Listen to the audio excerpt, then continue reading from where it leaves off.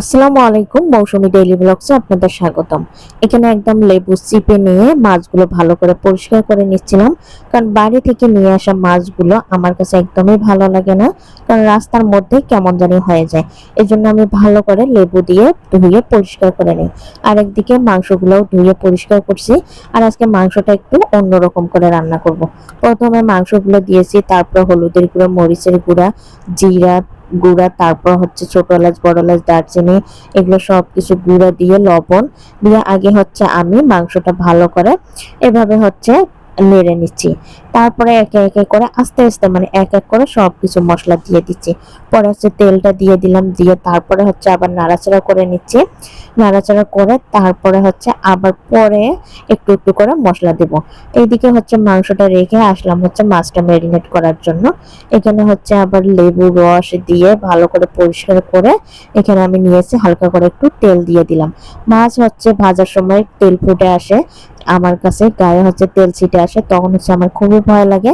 এই জন্য এরকম করে একটু তেল মাখিয়ে নিলে আর কিন্তু মাছ ভাজার সময় তেল ছিটে আসে না।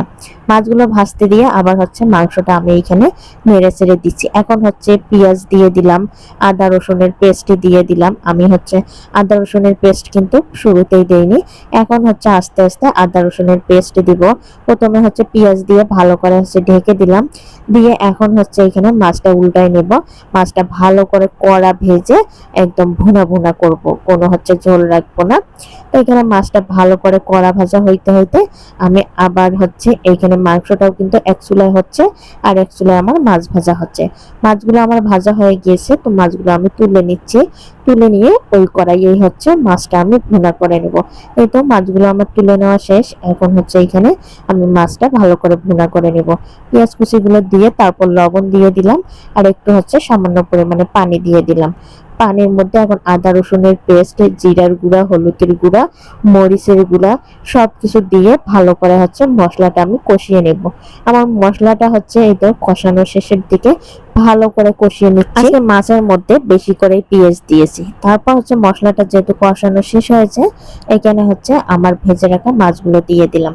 এটা মাছগুলো একদম পেটের চাকা ছিল, সব মিলিয়ে রান্না করতেছি। এখন মাছগুলো ভালো করে কষিয়ে নেব।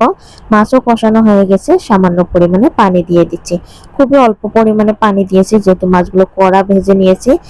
খুব হচ্ছে সামান্য পরিমাণ পানি দিয়ে মাছটা একদম ভুনা ভুনা করে নেব।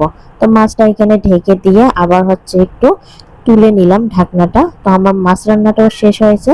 মাছ রান্নাটা এখন আমি নামিয়ে নিব।